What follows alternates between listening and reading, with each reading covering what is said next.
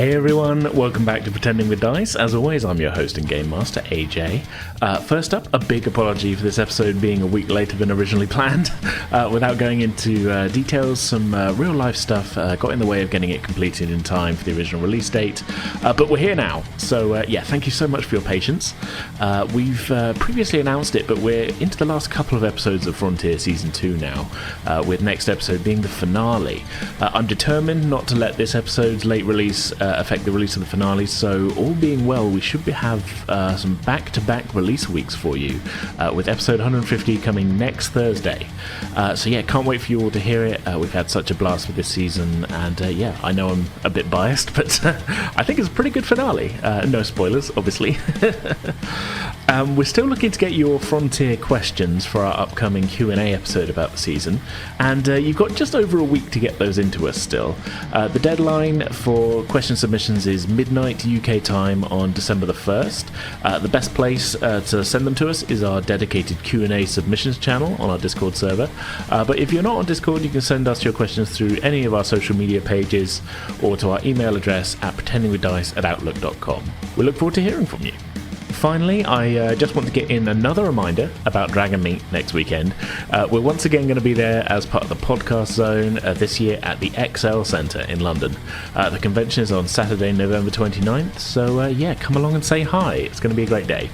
Head to dragonmeet.co.uk for tickets and more info. Okay, I think that's everything, so without any further ado, let's get into today's episode, Deliverance, Part 1.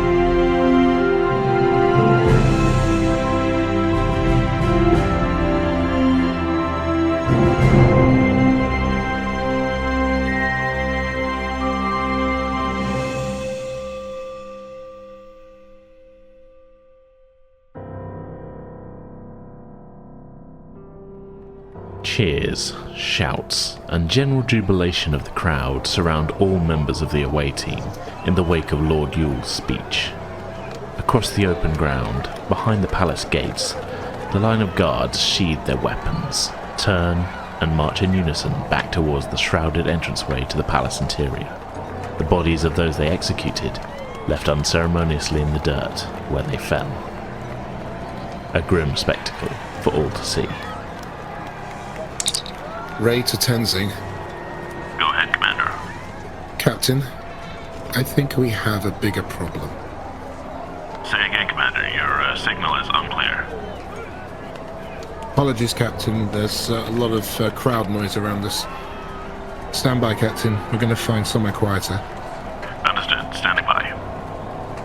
Rai starts walking out to the side of the crowd, looking for an alleyway that they can dip into. Okay, Johnny will follow. Okay. Yeah, you're able to find an alleyway. I will say it's very busy around here just in general. You know, you've kind of just found that this isn't a quiet alleyway, it's quieter. If you want to get to completely deserted, empty space, you're going to have to go quite some distance. But basically leave the festival. Right. But you're able to find an alleyway, if that's what you... Yeah. But there are still people sort of a little bit moving back and forth.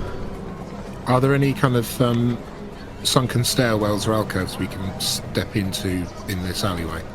Yeah. But yeah, there's like a there's a set of steps leading down to a looks like a sort of basement of some sort. Right. But there is a closed door at the bottom of them.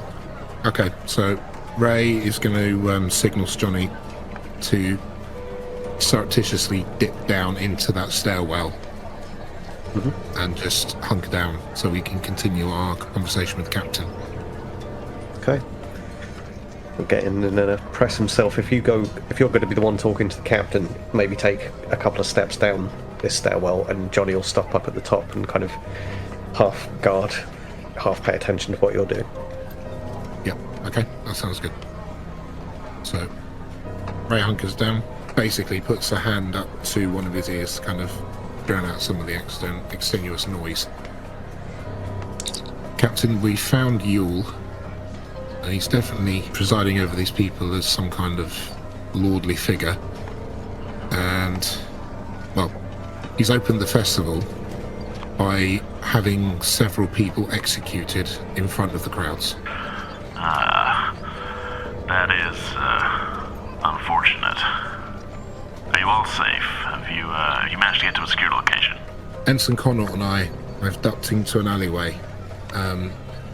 I think we're relatively safe for the moment, but given the display of brutality by the guards, I think we need to be extra careful in how we approach getting any closer to Yul. Of course. This all just got a little bit more complicated, didn't it? He left their bodies on display, Captain. It's quite horrific. I can imagine.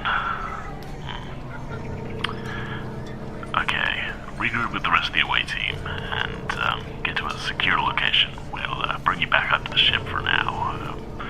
This all needs a bit of a rethink. Aye, sir. We'll signal up to the Tenzing once we're in a position for beam out. Good. Stay safe, Commander. We'll await your signal. We'll do our best, sir. Ray out. Johnny, let's get moving. Back to the lodgings. Aye, sir. There's a terrible show up there. What can we even do if this society runs like this? Is it even our place? I'm thinking too much. We should go. Yeah, best to try and remain calm for the moment. But I found myself agreeing with you. This is definitely not your standard first contact. On the opposite side of the wide Avenue of the Immortal from Ray and Johnny, with an unobstructed view of the unfolding events from the shadow of a looming building, stand Murphy and Fel. As the weapons of the guards were raised, poised to strike at the helpless prisoners, Fel had turned away from the horrific display, covering her eyes as the executions were carried out. That's just awful. That's one way to display power, control. I reckon that's enough. Let's make our way back. Yeah. Try and look like we've enjoyed the speeches and such. Right. We can take a long rest when we get back to the inn. Fel takes a moment to recompose herself, putting on what at first glance is a convincing smile, but one that doesn't quite reach the eyes. Let's go. Okay, so I think the two of you just going to make your way straight back to the lodgings then? Is that the thinking Yeah, here? we're gonna probably just make our way slowly.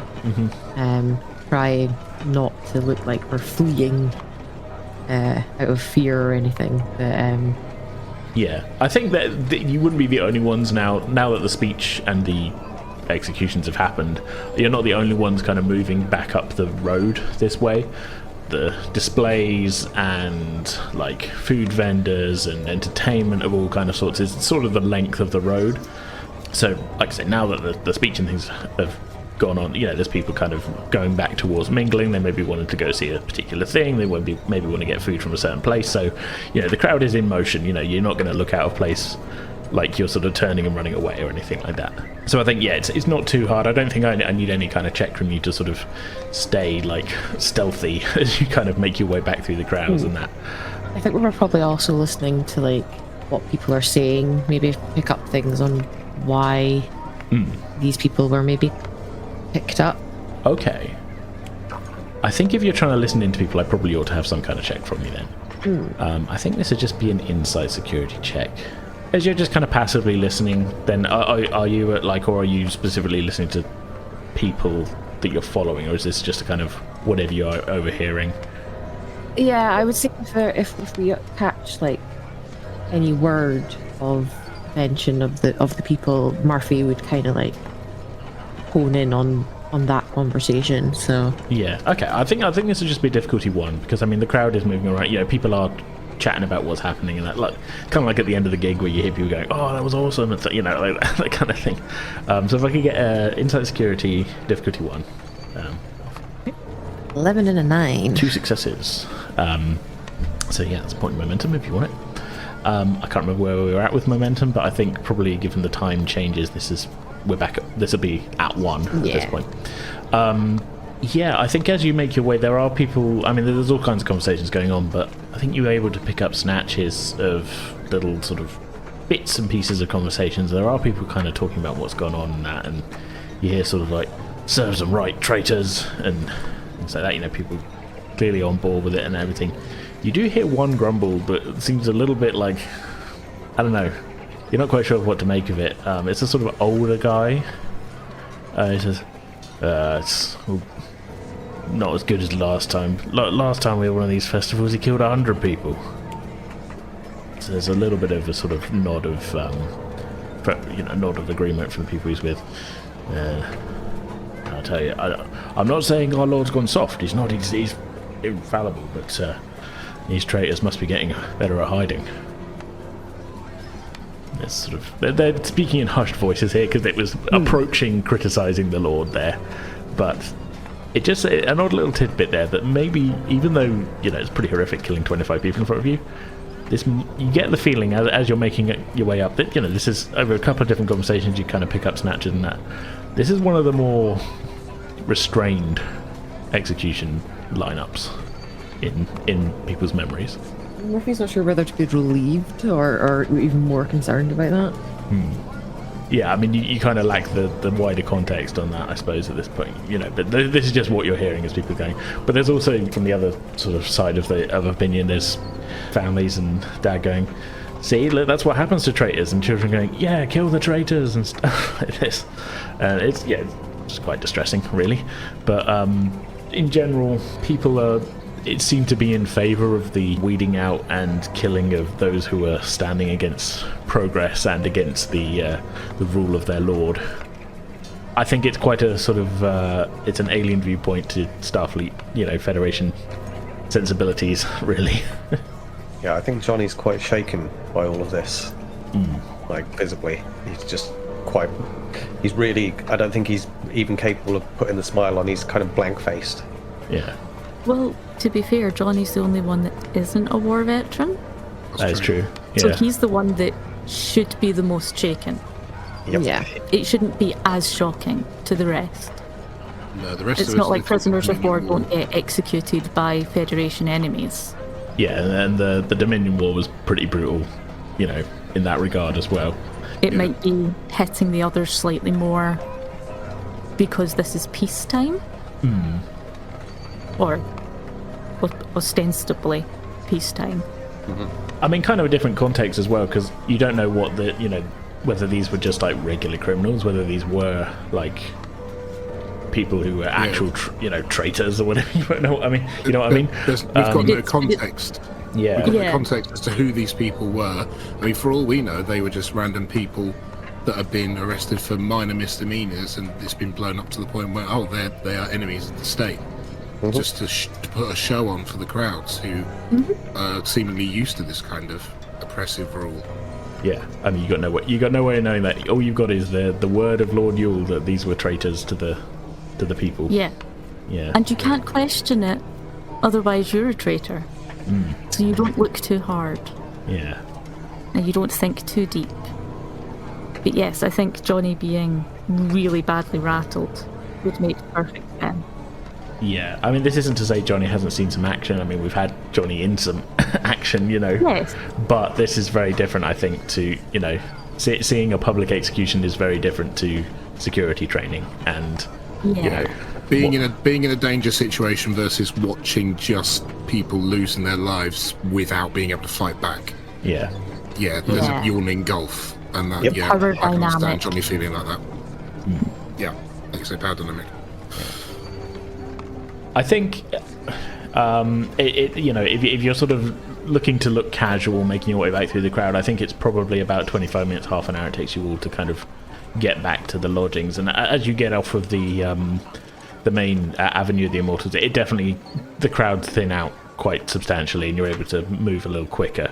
The city it's not fully deserted, but as I said, most of the populace seem to have come to attend the festival one way or another. The avenue's a huge, wide boulevard that's just packed full of people from end to end, pretty much, and all kinds of sort of entertainments and things. So it's brought the people out, and as you found when you beamed down, there were people coming from out of the town to attend as well. So yeah, as I say, like you guys, yeah. So yeah, as you leave the festival itself, it definitely, while it's not deserted, it's noticeably quieter, and you're able to kind of move with a bit more speed back to your lodgings. But yeah, I think from your vantage points back to the lodgings probably takes you half an hour. I think probably Murphy and Fel, you'd arrive first, because you didn't go looking for an alleyway to check in or anything. You pretty much just went, let's get out of here, Let's quietly make our exit. Yeah. I think probably followed 5 minutes later by Johnny and Ray. Probably just keeping an eye out for them coming back, maybe from the window. Mm. And then maybe probably contacted Himek to come back as well. Yeah, I think he's used to sort of operating pretty independently, so he hadn't checked in at this point. I think he was maybe continuing his observations until you contacted him, but then starts making his way back after that. So I think based on how long between when you were like, "Hi, mate, you should probably come back and get to us," and he had managed to quite quickly get back compared to you guys. It might be that like while you were kind of casually making your way back sort of along the street, trying not to look like you were running or anything, he's pretty much like just gone off down side streets and everything straight away, and I don't know, used his cool super spy, like super soldier abilities. I don't know. But yes, you were able to reassemble in the lodgings, which are quiet. There's no sign of much movement else in the building, other than the proprietor, Felmar, is on the desk. But as you come in, I think he says, "Oh, how was the festival?" It's an inspiration. It's so much. It's very different seeing it for the first time. Oh, of course, yeah. But yes, it was inspiring to see our Lord. I couldn't make it down there myself. I had to mind the desk here. It's a shame, but yes, it's good to know that others are able to enjoy it. Yes, we saw the executions. Oh yes. And, I have to say, I can't understand how anyone would make that choice to betray. Seems there's always those who speak against our Lord and question his grand plan, but they stand in the way of our progress, so we're told. Yes, indeed, and that's foolish. And but yes, I just can't fathom such a thing myself. But what goes on in the mind of a subversive is beyond me.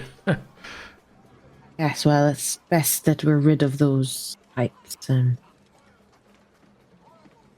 As you say, for the Lord's plan to be fulfilled, we all must be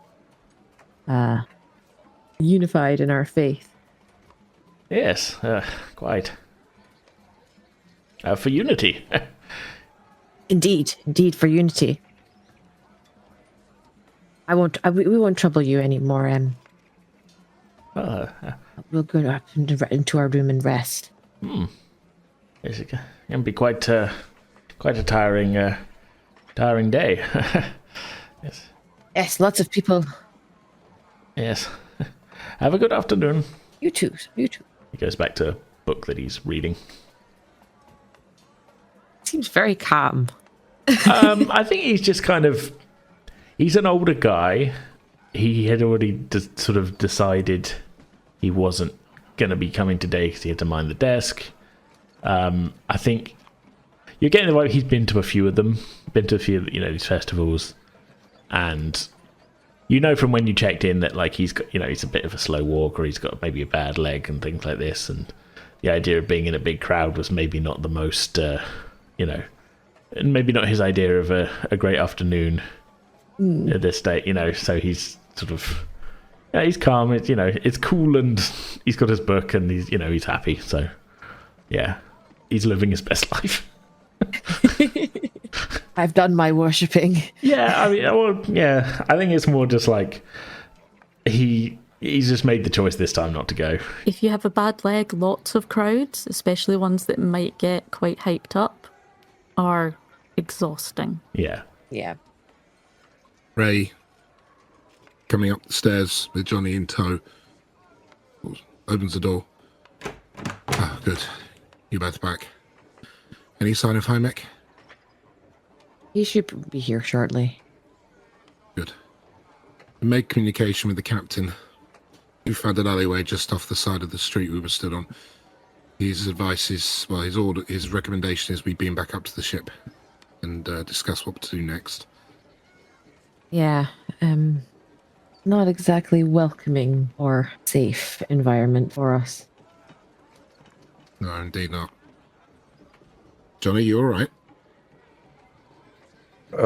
Yes, sir. Obviously, what happened out there was just awful, and I've read so much about these things, but that's the first time I've witnessed such pointless, just murder. Honestly, I'm be glad to be back to ship.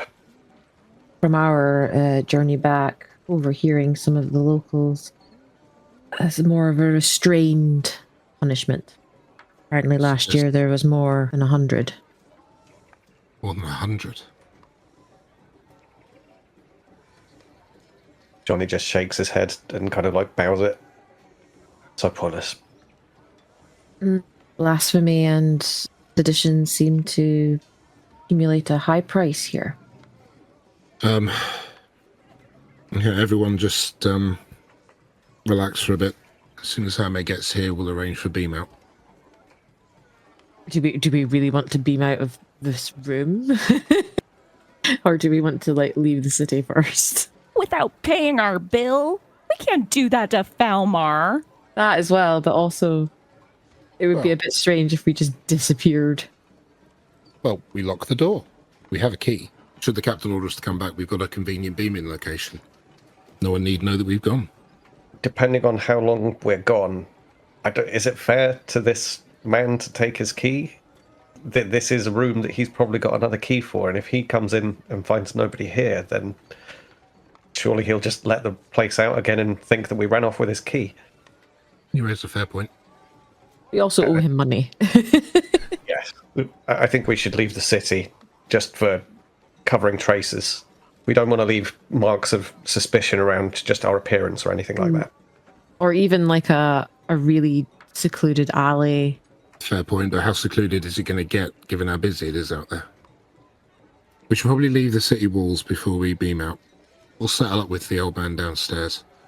Well, we said we were only going to be here a few days anyway. We said we were going to be here for the festival and then head off. Yeah. I will say it is as quiet as it's going to get out in the city. Like, you could probably find a secluded alleyway that's not, in sight of anybody.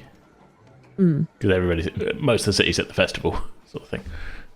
Probably then. We could mention to Falma that we may stay on a few days longer, but if we decide to leave, we'll just leave payment in the room. Sounds like a good idea. I mean, you've got unlimited money. You're just replicating it and getting it sent down to you. So it's it's not like you're going, oh yeah, but we've only got 25 gold. How are we gonna You're essentially counterfeiting your way through this. Yes. We're also honest Starfleet officers. True. Yeah. The moral implication, there's all this going on, but the real moral quandary of this episode is, how much do we pay the guy whose room we're renting? Never mind the executions, never mind the tyranny. How are we paying for the hotel room? Or how rich are we going to make this old man? Yeah. How can we be ethical about the thing we can immediately effect? At this point, Himek returns to the room. Commanders? Himek, glad you made it back.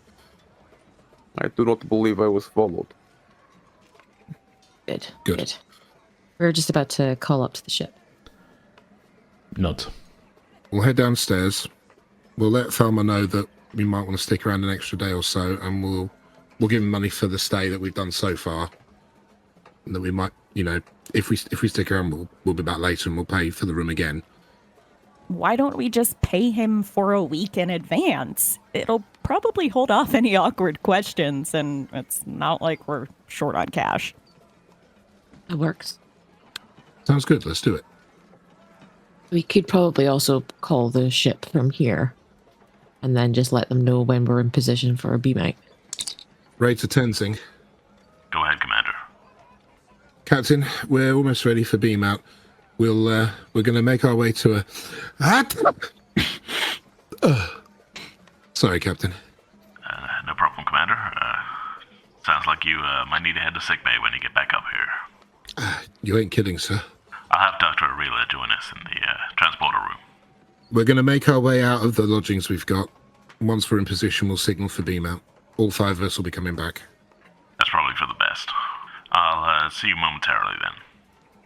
Aye, sir. We'll signal shortly. Ray out. Ooh. Fel, how are you feeling? Not great. I've had about as much as I can handle of this place. Yeah, it shows. What do you mean it shows? That's a bit harsh. Are you calling me ugly? I never said ugly. You didn't say it, but did you mean it?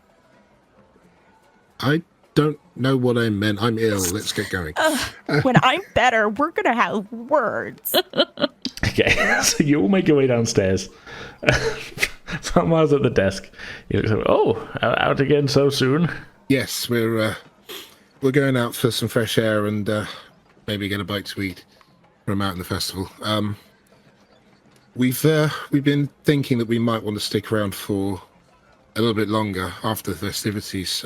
We got some good trading relations with the marketplace, so we might make use of some extra time here.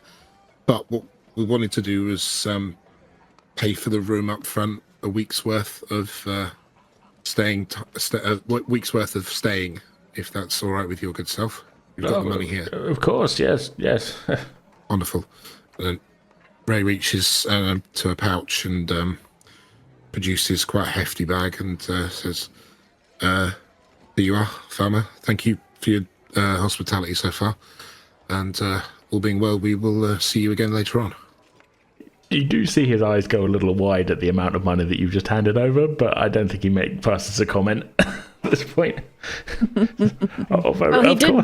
He never said a price. No. So. Also, you've got no concept of how much things are worth and cost on this planet. You've just been like you don't know whether you were like fully ripped off by the guy you sold the stuff to. You don't know whether you got a good deal there. You don't know how much anything cost. You're just handing over stacks of cash basically.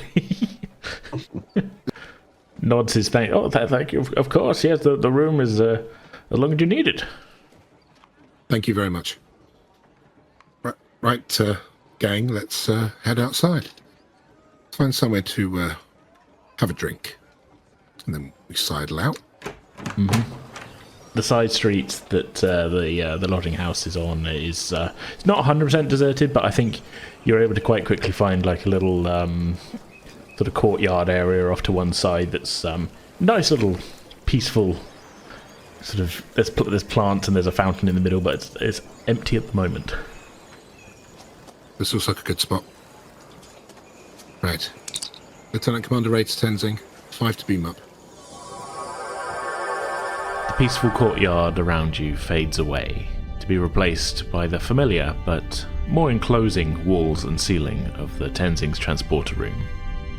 Facing you are a trio of familiar figures: Transporter Chief Shavena, Captain Collins, and Dr. Ireela. Yep. Ireela, you watch as the away team rematerializes, still in their prosthetic disguises, looking like denizens of the planet below. You can definitely see two of them look a little bit more run down than the rest. As soon as the transporter finished cycling, I think Fel quickly steps off the pad and just starts like pouring at her prosthetics. Can we just get this off of me? Murphy's just gonna breathe a sigh of relief and just slip off some of the layers, like, air conditioning. Yeah. You've come from a very hot planet into a smooth, comfortable, room temperature starship that is your home, and it's like, this is the comfy temperature. Jorns don't do well in like harsh heat. No, neither do Trills actually. Really, I was like, okay, so there's another reason why this planet sucks for you guys. It's like 40 degrees That's here. not kind of helping how ill we feel. Yeah. 40 degrees would probably kill me in reality, to be perfectly honest. Same. Anything over 25, I'm not having fun. Like, We do all live in Britain. yeah. I imagine that Ireela is going to go over and help remove the prosthetics, since they are clearly causing distress. Yeah, deal with Fel first, absolutely. Yeah, Murphy's quite happy to stay in the background for now. Yeah, I don't think they're like super yeah. uncomfortable, but I think it's just a general, like, it's been a couple of days and Fella's like, I'm just mentally done with this. Like, she's been on the planet more than anybody, and she's just like, I'm not feeling good, too much prosthetics. I am not feeling well, and now I am also emotionally distressed. Yeah. I am overstimulated. I am so done with all of this. So I think while you're doing that, the captain steps forward. Welcome back, everyone. It's good to see you safe and sound. It's nice to be back, Captain. Yes, glad to be back aboard, sir. It was a horrendous sight down there. Yes, it's better being among civilized company, sir. Well, I'm just glad you're back on board, all safe.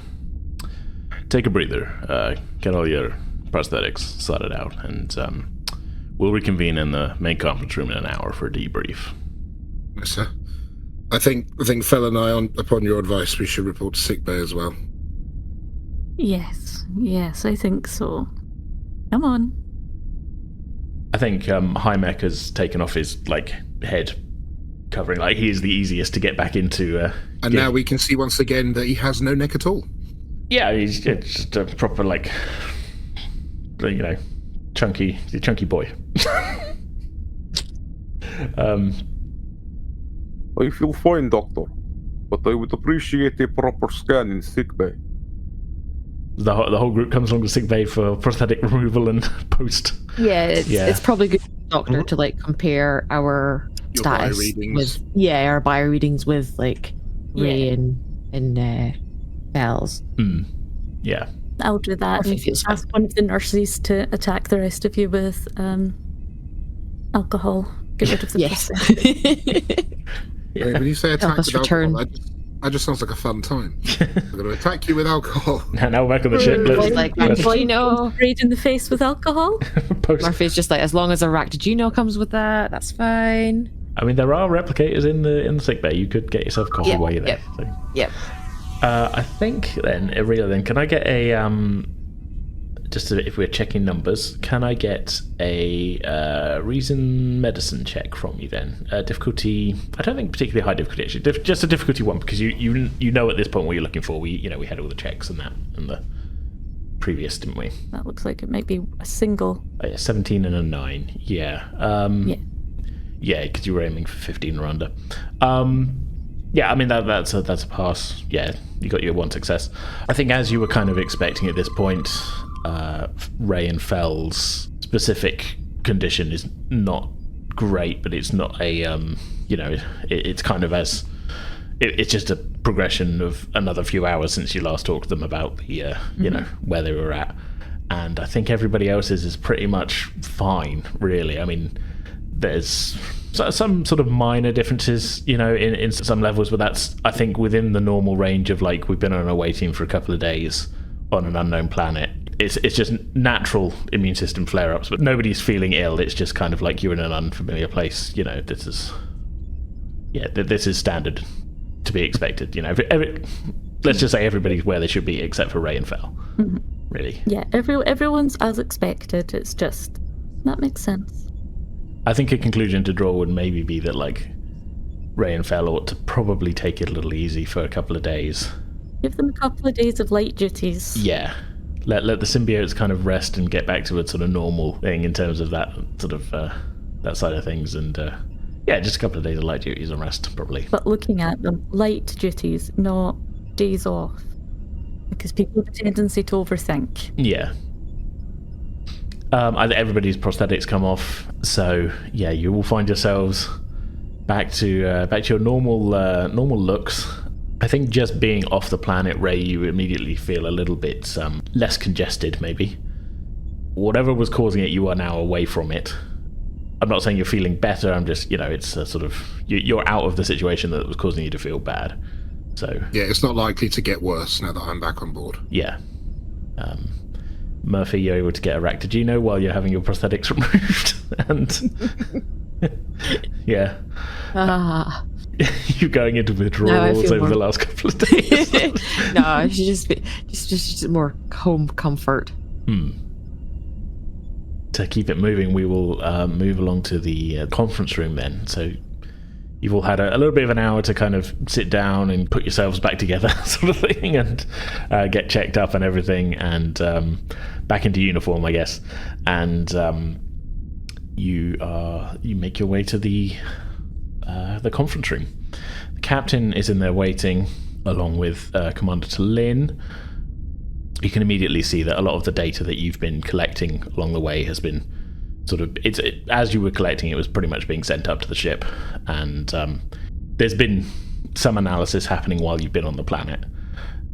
Captain looks up as you all file in. Good. Please, everyone, take a seat. I think Johnny is just... I want to note that he's noticeably pulled himself together. That putting the uniform back on has kind of like reminded him, this is why we do this. Yeah. So like he's not looking nearly as shaken. That's good to know. Okay.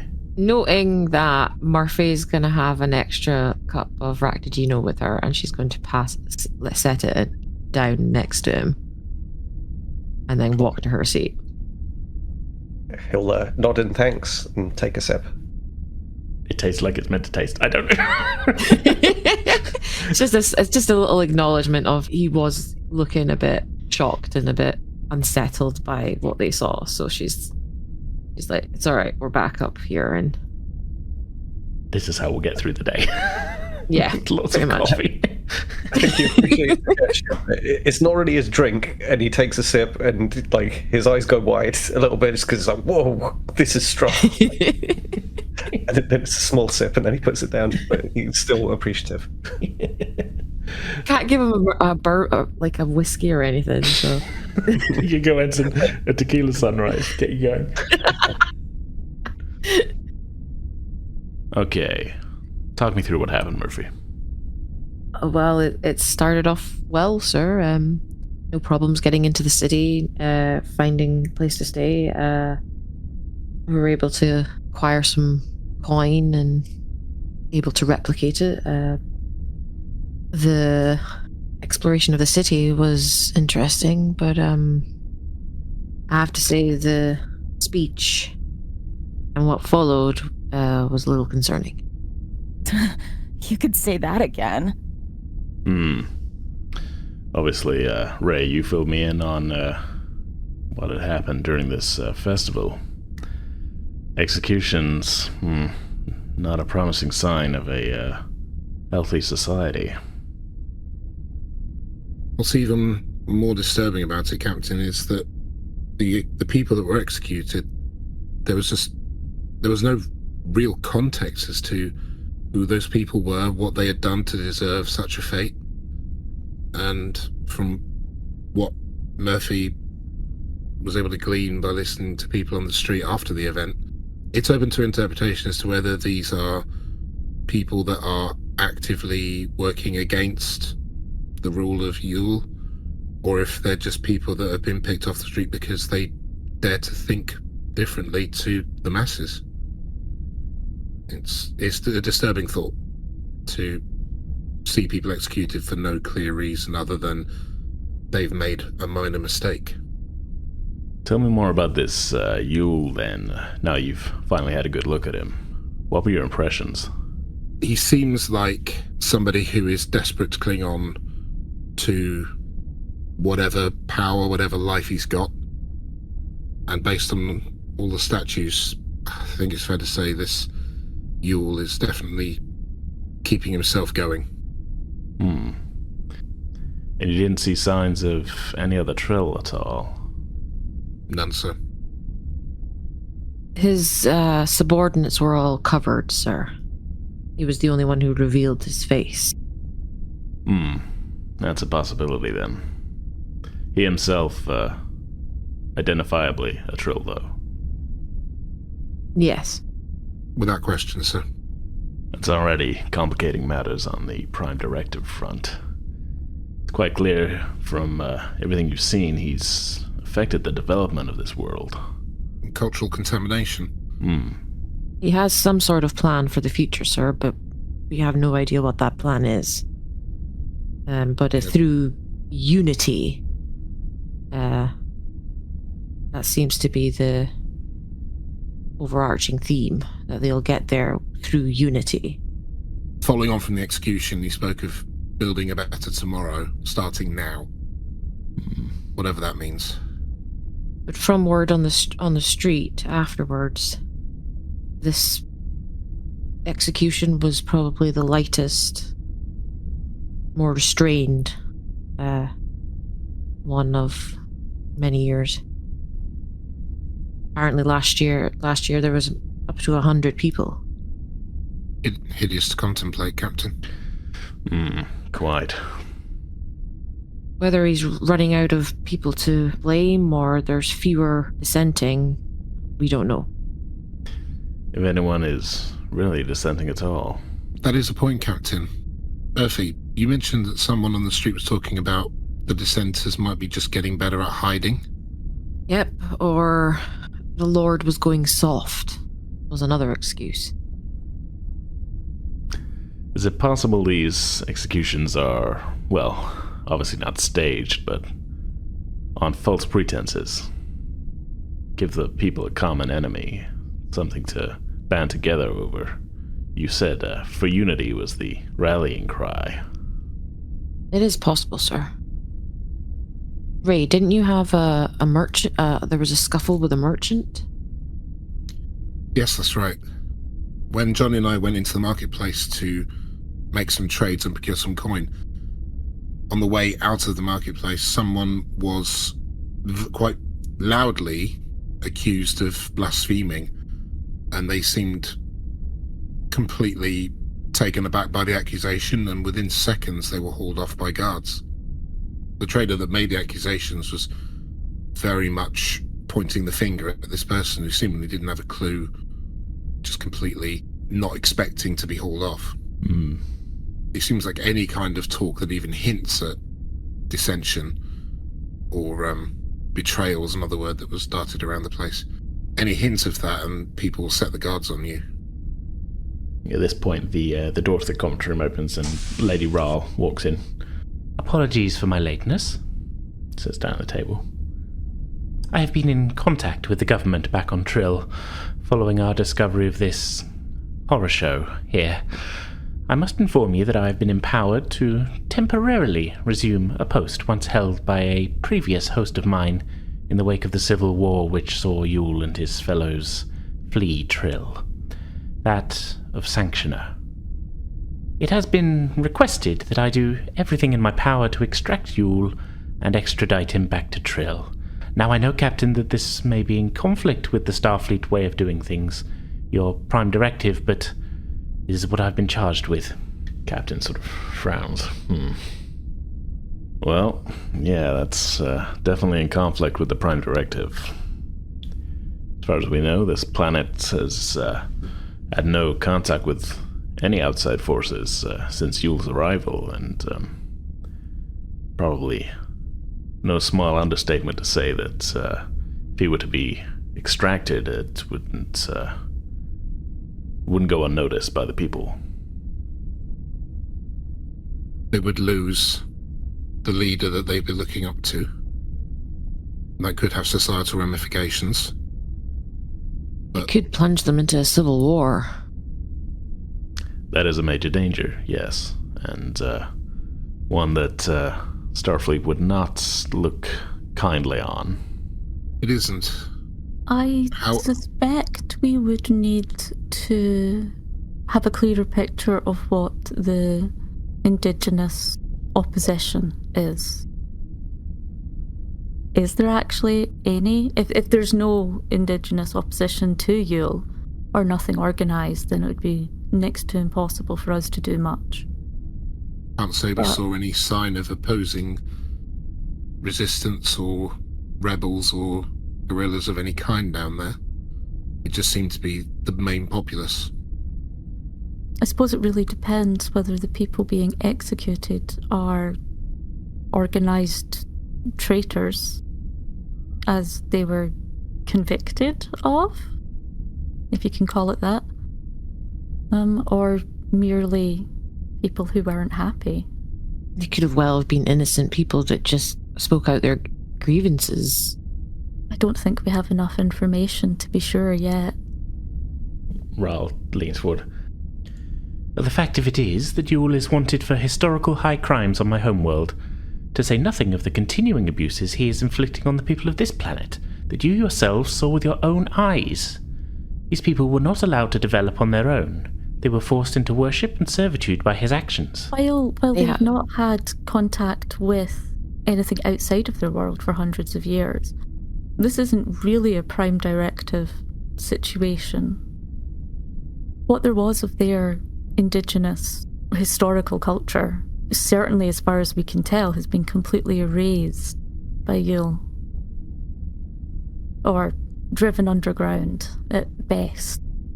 What we understand at the moment is that 300 years ago, Yul helped them defeat a creature or something and brought about peace. So in whatever terms you look at it, he did bring a stabilizing force. However, he's continued to lie to these people and mislead them since then, and given himself a platform of power to continue ruling over them. Captain, as much as this goes against everything that Starfleet stands for, I do find myself agreeing with Lady Ral. To a point.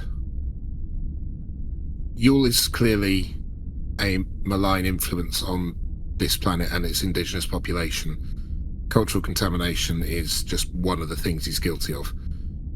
I think the only way we're going to get any true answers is if we were to somehow extradite him from the planet.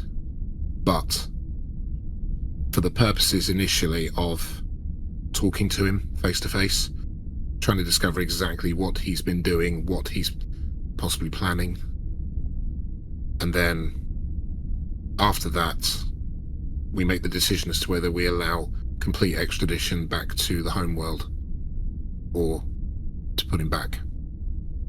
Johnny is very antsy in his seat and kind of speaks up and goes, I hate to butt in and reach up the chain of command like this, but Captain, I believe this is a matter that Starfleet Command would want to know about.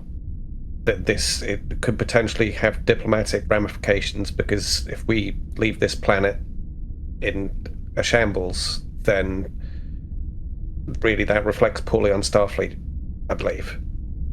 Agreed, sir. Agreed. I think the captain and Commander T'Lyn both nod at this assessment. I also agree with Ray, sir, as well, that we do extricate him and question him, but have a means to which we can explain it to the populace in a way that's not going to cause too many ramifications. This palace of his, not exactly a lot of people coming and going, were there? Seemed pretty private. That's true, they did tend to stay away from the building while we were down there, so... It does seem heavily guarded, though. We've been doing some focus scans of the palace and the surrounding area while you've been down there. Got a pretty good idea of the layout of the thing. He presses a button, and the main view screen in the conference room shows a sort of wireframe breakdown of the palace, sort of showing the scans that they've been making while you've been on the planet. There's definitely some spaces in here that have limited life form readings at any one time. I'm pretty sure this large space here is a throne room. Few people coming and going, but not normally too busy. He presses another key and the view shifts slightly. And then there's this strange mishmash of spaces and construction deep beneath the palace itself. We're not quite sure what to make of it. Lady Ral studies it for a couple of seconds before turning back to the captain. That, Captain, I believe is the wreck of the Convergence. The starship that Yul and his crew stole. Not looking in good shape. Clearly they had a rough landing, but I would recognize it anywhere. We turned the ship into a place of worship. Is there a way we could maybe beam into that section? Nothing stopping us, no. No materials that should interfere with transporters at all. There's nothing stopping us beaming straight into a throne room. The only consideration is making sure we don't raise the alarm. We could also gather some of the memory banks of the ship and find out a bit more about what happened after the crash. Ral nods at this. My previous host was heavily involved in the, let's call it cleanup, following the Civil War. Now that I have resumed that post, I would appreciate being the one to confront Yul if we're going ahead with this plan. If that's your intention, Lady Ral, then perhaps it would be safer if we were to extradite him to the ship for your confrontation with him, rather than risk you going down to the planet. I assure you I am completely capable, Commander. Given the planet's effect on Trill symbionts, I would push for no joined Trill going back down to the planet. Works for me. I see what you are saying, Doctor, but I believe I am the one best equipped to question him, having, well, I was going to say first-hand knowledge, but more like sixth-hand knowledge of his activities.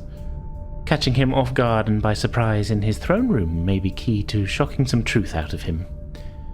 Besides, your officers here, while they look a bit under the weather, seem to have survived several days on the planet without any major ill effects. Ireela thinks for a second, then turns to the captain as being, in that case, I would like to be included in the away team as well. Of course, Doctor, yes. This has the potential to be quite a volatile situation, though, invading a throne room of this ruler. I would want a heavy security presence involved. I would suggest 2 teams, sir. One to go into the throne room, and another group in the belly of the Trill ship. We may only get one chance to extricate any information and provide backup. Agreed. I think this is a good plan, but he turns to you, Johnny. Ensign, you are right. I think this is above our heads. We ought to speak with Starfleet Command beforehand and get their blessing before we go ahead with anything. Johnny nods and kind of has a little bit of relief. I look forward to hearing what they've got to say. This is a complicated situation for all of us. We witnessed what happened and it can't be abided, but we're only one ship. Well, it doesn't look like there's an awful lot left of their own ship at this point, but I take your point, Ensign. I'll go make contact with Starfleet Command and see what they have to say on the matter. But in the meantime, Murphy, I'll leave the team composition up to you. Aye, sir. He turns to Lady Ral. Are you absolutely sure about this, heading down to the planet? I would consider this unfinished business, Captain, from my previous host. Business I would very much appreciate the chance to put to bed once and for all. Very well. Well, Doctor, I will leave the lady in your capable hands then. He stands up from the desk. I'll go and talk to Starfleet Command then. Never simple. And with that, Collins leaves the room. A plan rapidly forming between you all is how to confront Lord Yul and finally get to the bottom of 300 years of Trill secrets.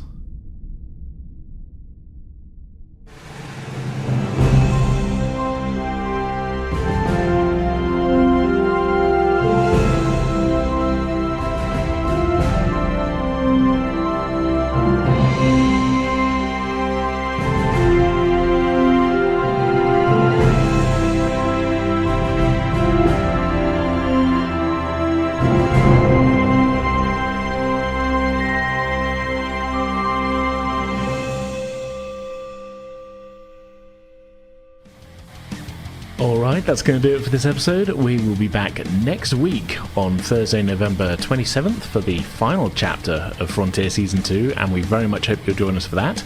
In the meantime, you can head to pretendingwithdice.com for links to all of our social media pages, our Discord server, Ko-Fi page, merch store, and much, much more. So yeah, for now, that's our show. We hope you all enjoyed it. We'll see you next time.